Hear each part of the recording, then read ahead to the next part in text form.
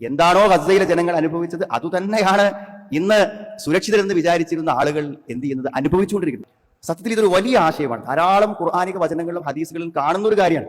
പെട്ടെന്ന് നമുക്ക് മനസ്സിലാവും, നമ്മൾ നല്ലൊരു കാര്യം ചെയ്താൽ നമുക്ക് നല്ലത് വരും, അതിന് സമാനമായ തിന്മ പ്രതിഫലം കിട്ടും എന്നുള്ളത് മാത്രമല്ല, നമ്മൾ ഒരു തിന്മ ചെയ്താൽ ആ തിന്മക്ക് സമാനമായ അനുഭവങ്ങൾ നമുക്കുണ്ടാകുമെന്നാണ്. ഒന്നുകൂടെ വ്യക്തമാകാൻ, നമ്മളെ വാപ്പാനെയും ഉമ്മാനെയും നമ്മൾ കഷ്ടപ്പെടുത്തിയിട്ട് പറഞ്ഞയച്ചെന്നുണ്ടെങ്കിൽ നമ്മളെ കുട്ടികളും അതേപോലൊരു കഷ്ടപ്പാട് ജീവിതാന്ത്യത്തിൽ നമുക്ക് തന്നേക്കാമെന്നതാണ്. പിന്നെ കിടപ്പ് രോഗിയായ ഒരാളെ നമ്മൾ പരിചരിച്ചു, അത് വലിയ അധ്വാനമുള്ള കാര്യം. അയാൾ എല്ലാ കാര്യങ്ങളും മറ്റൊരാൾ ചെയ്തു കൊടുക്കുകയാണ്. അതൊക്കെ ചെയ്തു കൊടുത്താൽ അള്ളാഹു എന്ത് ചെയ്യാണ്, അങ്ങനെ ഒരു കിടത്തം നമുക്ക് വേണ്ടാന്ന് തീരുമാനിക്കാം. അതൊരു വലിയ തീരുമാനമല്ലേ സഹോദരൻ? അപ്പൊ ആ രോഗിനെ പരിചരിക്കുന്ന സമയത്ത് എന്ത് ബുദ്ധിമുട്ടും എന്ത് വിഷമവും വരുമ്പോ ആ ആളുടെ മനസ്സിലൊരു പ്രചോദനം എന്താണ്, പടച്ചോൻ ഇങ്ങനത്തെ ഒരു കിടപ്പ് എനിക്ക് ഒഴിവാക്കി തരികയാണെങ്കിൽ ഈ സേവനങ്ങളൊക്കെ വളരെ ചെറുതല്ലേ എന്ന് മനസ്സിൽ തോന്നുക. ഇത് വലിയൊരു ആശയമാണ്. അള്ളാഹു വിശുദ്ധ ഖുർആനിൽ പല സ്ഥലങ്ങളിലും പറഞ്ഞിട്ടുള്ള ഒരു ആശയമാണ്. യാ അയ്യുഹല്ലദീന ആമനൂ, സത്യവിശ്വാസികളെ, ഇദാ ഖീല ലക്കും തഫസ്സഹൂ ഫിൽ മജാലിസ്, സദസ്സൊന്ന് സൗകര്യപ്പെടുത്തി കൊടുക്കണം എന്നാണ്. നമ്മൾ ഇരിക്കുന്നിടത്തേക്ക് വേറെ ആൾക്കാർ കയറി വരുമ്പോൾ അവർക്കൊരു സൗകര്യം ഉണ്ടാകാൻ വേണ്ടി ഒന്നും കൂടി സദസ്സിനെ എന്ത് ചെയ്യണം, വിശാലമാക്കി കൊടുക്കണമെന്ന് പറഞ്ഞാൽ ഫഫ്സഹൂ യഫ്സഹില്ലാഹു ലക്കും, നിങ്ങൾ വിശാലത നൽകണം. അവിടെ ഇങ്ങനെ മുറുക്കി പിടിച്ചിരിക്കരുത്, ഒന്ന് നീങ്ങി കൊടുക്കുക, ഒന്ന് സൗകര്യപ്പെടുത്തി കൊടുക്കുക. അപ്പൊ എന്താ ഉണ്ടാവുക, യഫ്സഹില്ലാഹു ലക്കും, അള്ളാഹു നിങ്ങൾക്ക് എന്ത് ചെയ്യും, നിങ്ങൾക്ക് വിശാലത നൽകുന്നതാണ്. അള്ളാഹു തരുന്ന വിശാലത എത്ര വിശാലമായിരിക്കും. ഇനി ആ സദസ്സിന്റെ നിങ്ങൾ തൽക്കാലം ഒന്ന് എഴുന്നേറ്റൊന്ന് മാറി നിൽക്കിന്ന് പറയാന്ന് വിചാരിച്ചോളി. അങ്ങനെ നിങ്ങളൊന്ന് എഴുന്നേറ്റ് കൊടുക്കുക, എന്തെങ്കിലും ഒരു കാരണം കൊണ്ട് ഒന്ന് എഴുന്നേൽക്കാൻ വേണ്ടി പറഞ്ഞാൽ. അങ്ങനെയാണെങ്കിൽ അള്ളാഹു നിങ്ങൾക്ക് എന്ത് ചെയ്യും, സൗകര്യങ്ങൾ ചെയ്തു തരുന്നാൽ. വലിയ ഒരു ആശയമാണ് സുഹൃത്തുക്കൾ.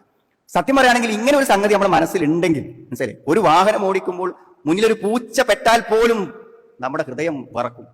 പടച്ചോനെ, നാളെ റോഡ് ക്രോസ് ചെയ്യുമ്പോൾ ഈ അനുഭവം എനിക്ക് വന്നാലോ എന്ന് മനസ്സ് ചിന്തിക്കുമ്പോൾ നമ്മൾ അറിയാതെ കാല് ബ്രേക്കിൽ അമരും. ഇത് ജീവിതത്തിൽ നമ്മൾ അറിയേണ്ട ഏറ്റവും വലിയൊരു കാര്യമാണ് സുഹൃത്തുക്കൾ. ഇത് സത്യത്തിൽ ഒരു ആശയം എന്നുള്ളത് വാക്കുകൾ മാത്രമല്ല, ഇതൊക്കെ നമ്മൾ എത്രയോ അനുഭവത്തിൽ കണ്ടതാണ്. പലരും തങ്ങളുടെ ദുരന്ത ഫലങ്ങളെ മരിക്കുന്നതിന് മുമ്പ് മുഖാമുഖം കാണേണ്ടി വന്ന രംഗങ്ങൾക്ക് നമ്മൾ എല്ലാവരും സാക്ഷിയാണെന്ന് നിങ്ങൾ ആലോചിക്കുക. അപ്പോ എന്താണ് നമ്മുടെ പ്രവർത്തനങ്ങൾക്ക് അനുസരിച്ചുള്ളത് നമുക്ക് തിരിച്ചു കിട്ടും. ലൈസ ബി അമാനീകും വലാ അമാനി അഹ്ലിൽ കിതാബ്, വ്യാമോഹങ്ങൾക്കല്ലല്ലോ, വേദക്കാരുടെ വ്യാമോഹങ്ങളല്ല നടക്കുന്നത്. പിന്നെന്താ നടക്കുന്നത്, മയ്യഅമൽ സൂഅൻ യുജ്സ ബി, ആര് തിന്മ പ്രവർത്തിച്ചുവോ അവൻ അതിനുള്ള ഫലം അവന് നൽകും എന്ന് വിശുദ്ധ ഖുർആൻ പറയുന്നു. അങ്ങനെ വന്നാൽ, ഞാൻ ചെയ്തതിന്റെ ദുരന്തം എന്നെ തേടി വന്നാൽ, വലാ യജിദ് ലഹു മിൻ ദൂനില്ലാഹി വലിയ്യൻ വലാ നസീറാ, പിന്നെ ഞാൻ എത്ര വലിയ ആളായിട്ടും കാര്യമില്ല, എന്നെ സഹായിക്കാൻ അള്ളാഹു എനിക്ക് തിരികെ തരുന്ന ഒരു ദുരന്തത്തിൽ എന്നെ സഹായിക്കാൻ ആരുണ്ടാവൂല എന്ന് വിശുദ്ധ ഖുർആൻ സൂറത്തു നിസായിലെ 123-ാമത്തെ വചനത്തിൽ പറയുന്നുണ്ട്. സത്യത്തിൽ ഇങ്ങനെ ഒരു ആശയം നമ്മുടെ മനസ്സിൽ ഇപ്പം കയറി എന്ന് വിചാരിക്കാം. ഞാൻ എന്തെങ്കിലുമൊക്കെ ചെയ്ത് ഞാൻ ഒരാളെ പറ്റിച്ചാൽ അതിനേക്കാളും വലിയ പറ്റിക്കലായിരിക്കും.